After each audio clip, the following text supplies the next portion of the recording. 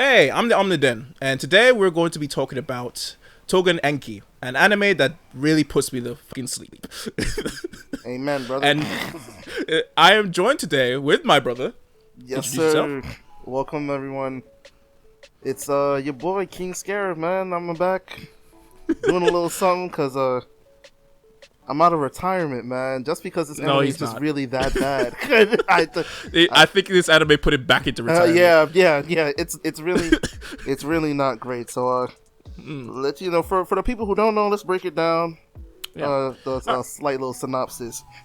The first episode actually follows the father and son duo, but the father actually was a part of the Momotaro, a group of individuals that killed Oni, 1,000 years or so enemy that's been terrorizing Japan, in quotation marks. What's been happening is that the Momotaro and the Oni have been fighting, and he decided, after seeing the terribleness that was happening to the children, he took one of them, his son, and whisked away into the distance. The problem is that he painted a target on his back and his son's back. And what happens in the episode is that they eventually gets found out and killed. The father, at least. And the boy discovers, for the first time ever, that he has these incredible powers. Now, the show itself doesn't matter for any of this. The plot synopsis doesn't matter. The show itself is terrible. Very bad. Incredibly. It's like if you took every kind of generic shonen anime and you just really kind of boiled it down to its essence. So you get like, there's so many different tropes here. You know, you have the, two opposing sides from a millennium ago, and they were having problems and they were beefing with each other. And now we take it into modern times and they're still beefing with each other. But now they have cell phones and guns. Yeah, they're not using katanas anymore. They're using, modern technology. And it's like, the thing that is really just makes Tougen Anki just kind of generic is just everything it does. So we can start off with like its initial premise. You know, we have the Momotaro and the Oni, which are like actual myths from like Japan. Makes sense. You know, you could take something, so mythological and try to expound on it, right? You have, the Oni, who they have these, like, blood powers, which allows them to just kind of make things, Yeah, make whatever they're, like, attuned to. Exactly. Whatever they're in their life they like or whatever. Like, exactly. If you like swords, you'll make swords. If you like dolls, you'll make dolls. And, of course, the main character likes guns, so he only makes one kind of gun. These are some of the most, like, okay, all the Oni that we've seen so far, they have the blood powers and they can make things with blood, but they only do the one kind of thing. It's like if you're watching Naruto and there's just one guy doing one jutsu all the time. The same exact about way. Naruto. Yeah, the same. Like, yes, Naruto has Shadow Clone Jutsu, but he's not doing Shadow Clone Jutsu in the same way every time. The main character summons his big gun and shoots. Yeah, that's basically That's it. That's all he does. And now, go ahead. No, what's the thing is about this anime is that apparently it is popular enough somehow to get a video game. It's getting a video game. I can't believe it. You know what's really funny is before the anime came out, they were already talking about the game. They were like, yeah, man, this game is in development, bro. It's coming out. And I'm like, bro, this anime is not supposed to drop for another couple months. What do you mean you're already in development with a game? That doesn't make, like, I don't care how good your joint is in Japan, how best selling. That's not how it works. You don't you don't have a game imported or made for the US before the anime drops. You don't even know what the test audience is. You don't even know if Americans will like this, and you're already going gung-ho on a full, granted it's a mobile game, but still we have to stress it is a mobile game. It's a mobile game. Maybe there's gotcha elements, maybe there's something there that Japanese, but that doesn't even make sense either, because why? I don't care about these characters for me to want to pull them. And the thing that there are several parts of this anime that are just quite annoying. Yeah. Like I said, all right, let's break it down. Let's break it down.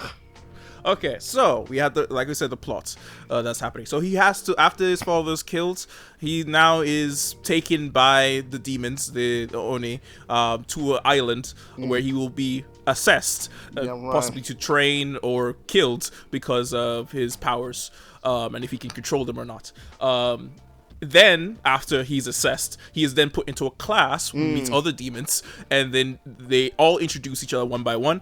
Eventually, we find the rivals, the character types like tsunderes and yanderes and all that kind of shit that we see in the background.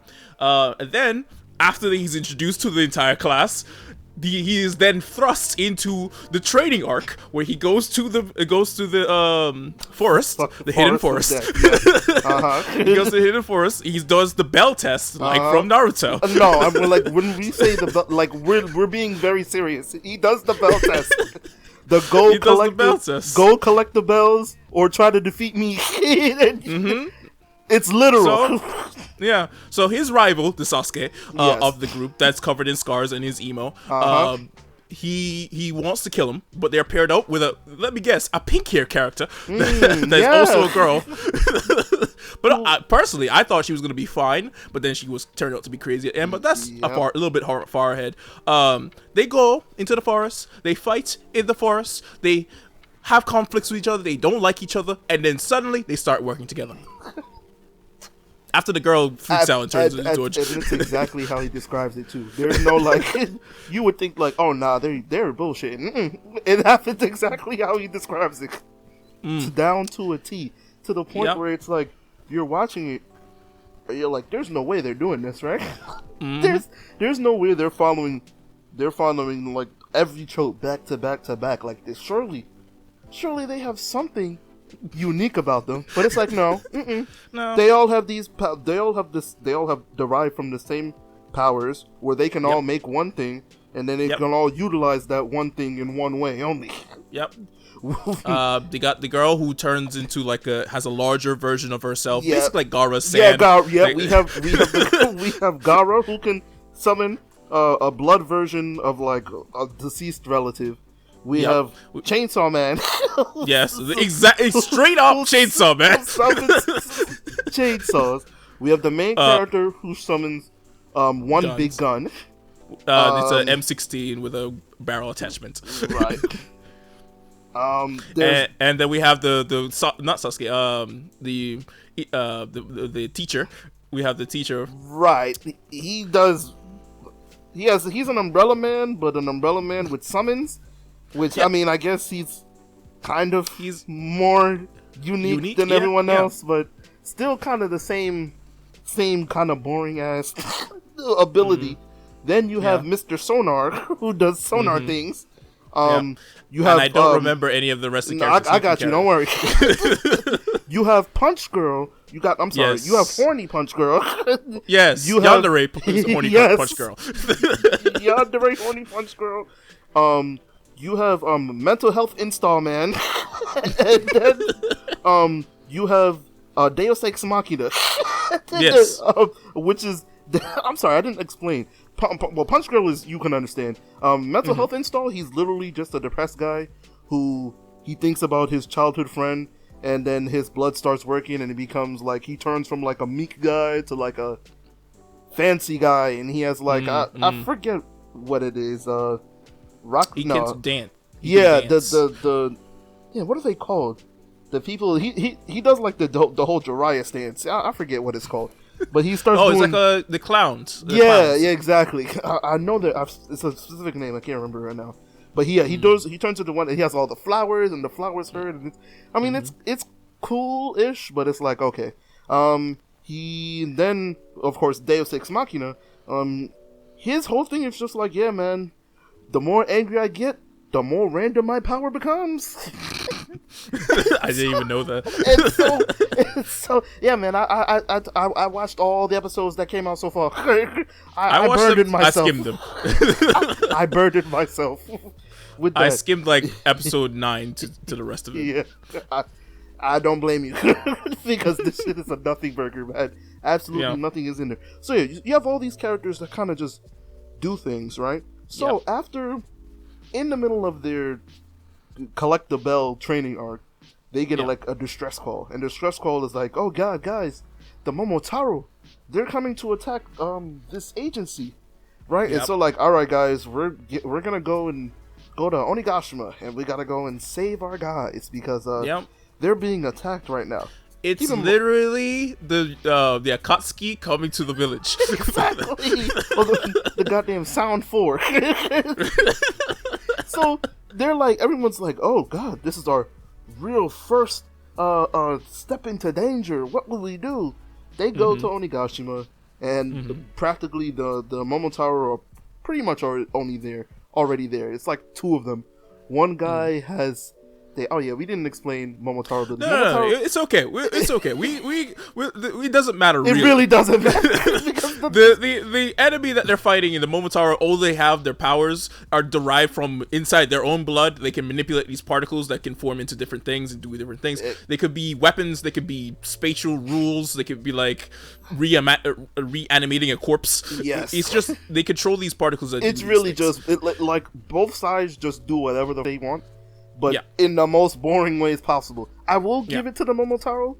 Their abilities are, well, at least the two that we've seen. The two Momotaro that are attacking the Oni branch in Onigashima, one of them can reanimate bodies, and the other one can like create like barriers and cubes and stuff, which is, I mean, like, it's okay. Like, again, very surface level. We're spoiling this entire thing. And it doesn't matter. You're not watching it. If you're watching this video, you're not watching it, or you've already seen it already. So you know. I don't feel bad for ruining this for you. The guy who can reanimate corpses, he keeps one of his Momotaro buddies as a corpse that can manipulate gravity. Yeah, with his somehow. Somehow they're like, he puts his particles in the air and it can strengthen the density. I'm like, all right then. All right. Okay, cool. Sure. I believe you. Yes. So with this entire thing, the episode structures. This is the other part of the thing. Everything is so rushed. Oh my God. If you like Naruto, if you like One Piece, if you like any shonen insert here anime, right? You might not like the fillers, right? That's fine. That's fine. But at least they take the time in those animes like Demon Slayer or My Hero Academia to fill out the numerous characters they have. Yeah. This show, I can't remember half the cast. Absolutely not. There's 6 or 7 or 8 or 9 of them. There's 6 or 7. There's about 7 or 8 of them. Right. And then when you go to the Onigashima Oni branch, there's maybe like 2 or 3 more. I think there's maybe 1 or 2 named characters. Yeah. And 2 of the demons share a personality.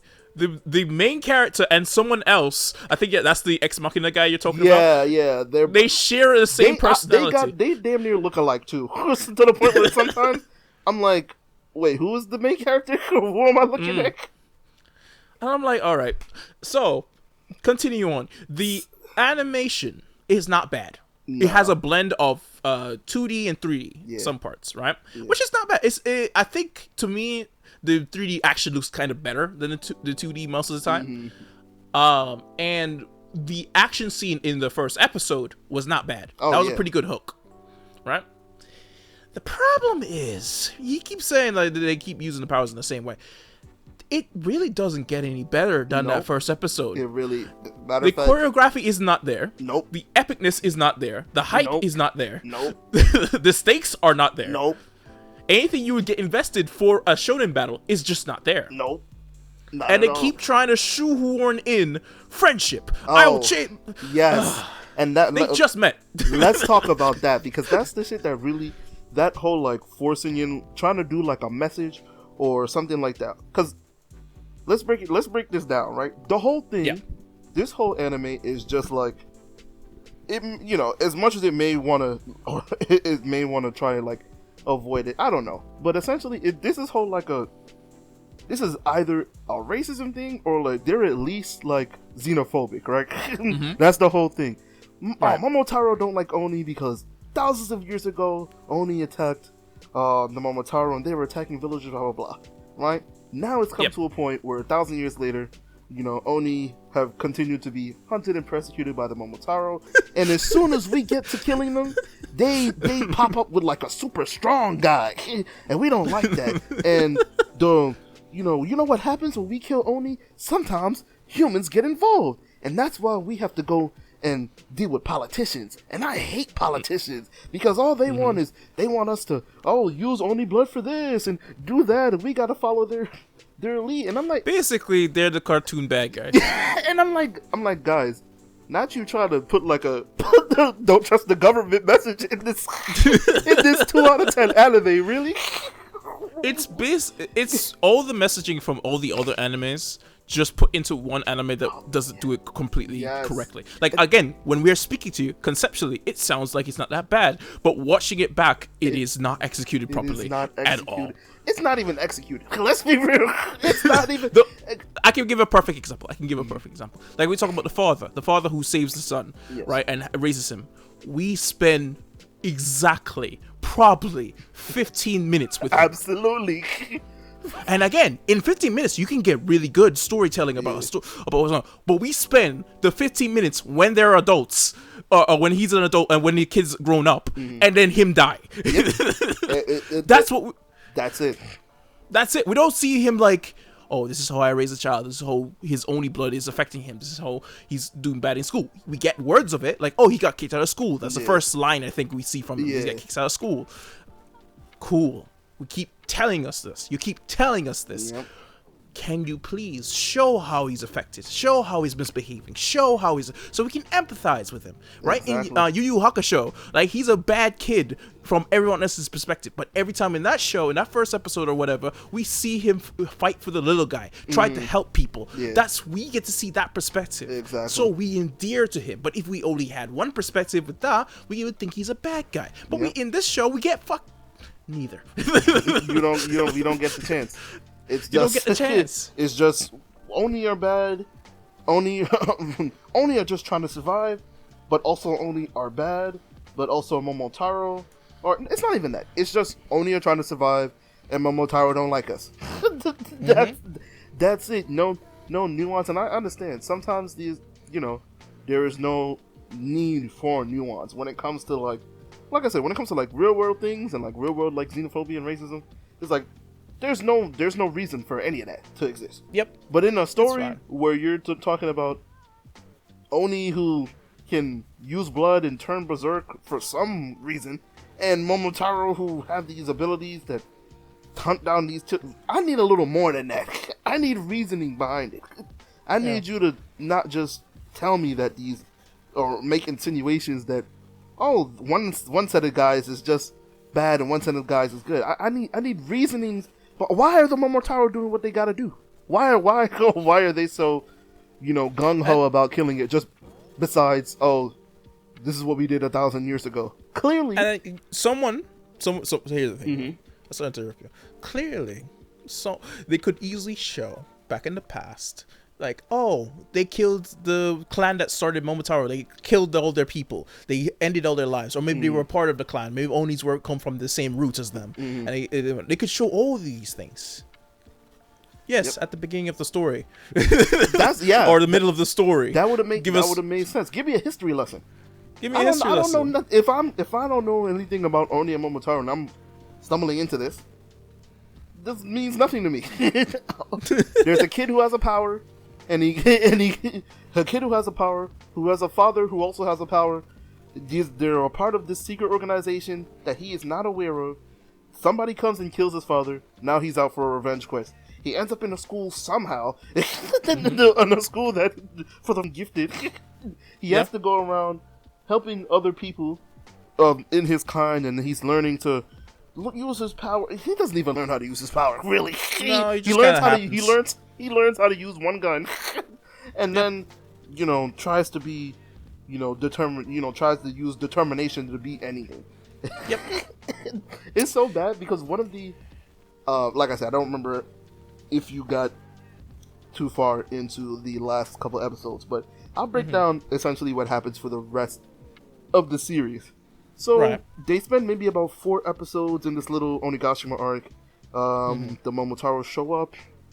the 7 kids are in there, and the Momotaro bring these like animal hybrids of like the pheasant, the monkey, and I forget, it's like a bird, something like that.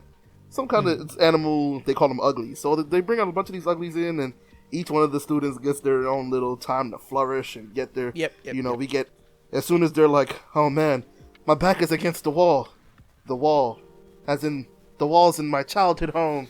and then we get a flashback before they get their actual power revealed, and then they defeat the guy, right? Then the guy, the Momotaro who can control bodies, he's specifically looking for the main character. So, body controlling man and main character, they're having their back and forth fight of ideals where they're like, it's a lot he's of talking. like, a lot of talking. Momotaro's like, you don't deserve to exist. You don't have a family. And the main character is like, who says we don't exist? Why do you have to persecute us just because of our blood? We're not doing anything to anybody. And of course, the Momotaro is like, I hate you, dirty Oni. Essentially. And so they go back and forth, blah, blah, blah. It is revealed that the main character, of course, is like, the main character's like father is like this very strong Oni that existed in the past, called Kishin. And Kishin has, anytime the Momotaro are about to defeat all the Oni, a bunch of Kishin's children show up with extraordinary powers. Of course, the main character is one of them, and each one of these children of Kishin can control an element. So Shiki's power is fire. He unlocks his power after the Momotaro. After the Momotaro tries to like kill off like a child of an Oni child. He uses his fire, defeats the guy, and he wins. Right? Boom. So now we keep in mind, we're maybe 10 episodes in, and they've already fed us. They've already fed us. We already have a transformation. We've already been introduced to 6 other characters with 1 notability. And we've already had like at least a major player in a major Momotaro has been killed already. This has all happened in the span of time. We just met these guys. It's like if Naruto came out. I just realized how condensed it is. Yes. It's like if Naruto came out and was like, I want to be Hokage. And then he was like, all right, I'm finna whoop Orochimaru ass now. And then I'm gonna go get Sasuke back. And then I'm gonna beat Neji and everyone, and I'm gonna become a Genin. And then, boom, Hokage right there. And it's like, reverse the order of the Sasuke and the Orochimaru. But exactly. but I'm like, I've already seen a transformation super at episode 10 for real. Yep. Okay. This is all of it condensed. And if you're not familiar with Naruto, like Demon Slayer, essentially, kid discovers a sister is a demon. Kid gets trained by the master. Then kid kills the twins, the twins, the girl twin, the boy twin. Then they go fight. Michael Jackson. That is exactly how it goes. To the point where after they kill him. Oh, and also the body snatching, the body controlling guy has his friend there who can control gravity, and I'm not lying to you, literally use a Rasengan. Yeah. He literally put up the picture, man.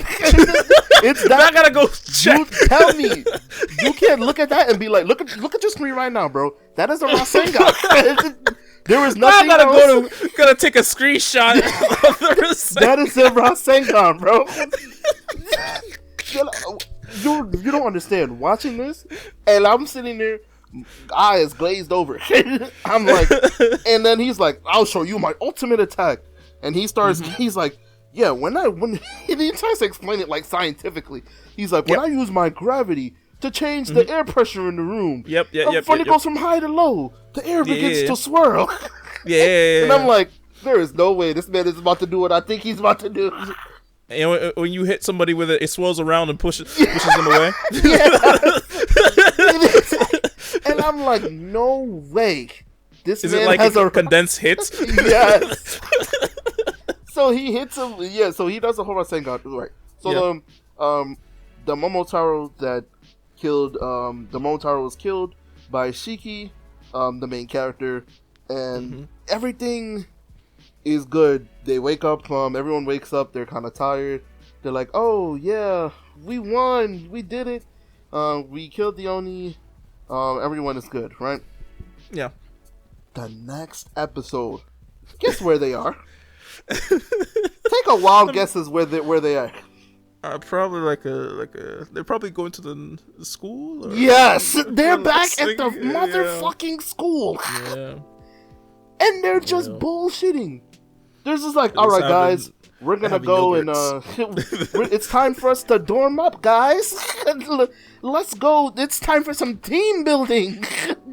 So the little episode after it is just like, we're back at the school, we're in a class, and the just class shenanigans, bro. I'm like, yep, you're just gonna go from, oh man, I was just in the field, to all right, guys, it's homework time, and then be like, all right, guys, back to it. And then they have the nerve to not even be doing anything of interest. They have the nerve to just be like, I'm hanging around. Like, literally, one of the scenes, right, is like, all right, guys, we have to dorm up. It's two to a dorm.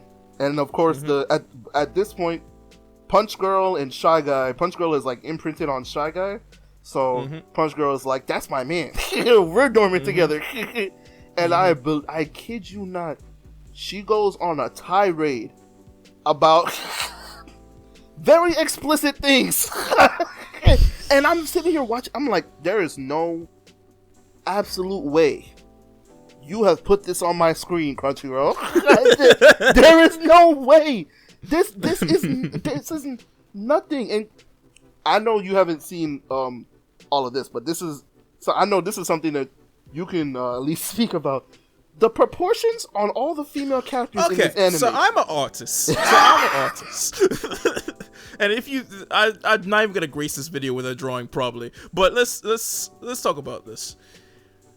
The manga, they are proportioned interestingly, right? The anime, they took that interest and increased it by 1,000. You know what's funny? I didn't even know there was a manga. That's how. I'm thinking this has to be original. There's no way this came from a book. There's a wild. So wait, the proportions were different in the manga? They're a little bit different in the manga. Yeah, That's they're not insane. that extreme. If you put them side by side, be like, holy crap. Here's the thing. I'm an artist, like I said. I draw certain types of characters. I draw certain types of body types. I like drawing whatever I want. I like drawing however I like to draw, right? Yep. But you don't see me trying to justify anything I'm doing, right?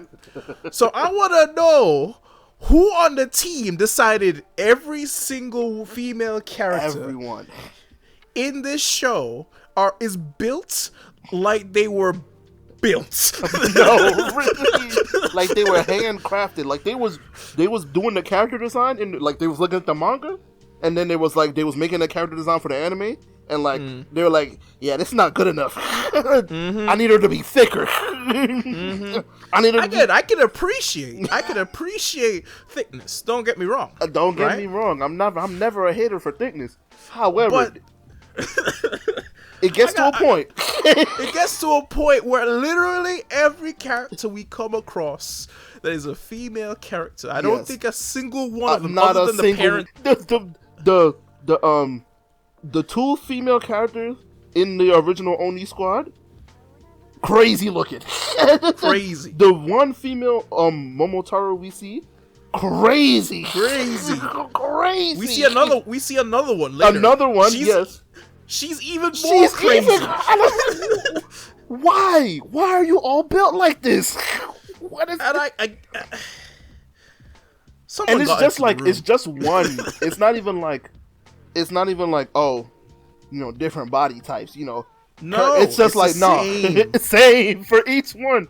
Just it's the same, bro. And again, I feel like, how can I go against this? How could I hurt this? Right? I'm an artist. I respect all the artists' choices and all that kind of stuff. But when your story is so not good, garbage, even these things stand out to you. They were already standing out to me. But these things even stand out. So every time I see these characters, I'm like, it just reinforces in my head that this was just made to please. There's no rhyme or reason. Like, they did it just because they knew people would like it, not because they thought this was a good design or not. Because like we said, bro, thickness is great, but like, can you do something else? Can you respect the others? Yeah. Okay.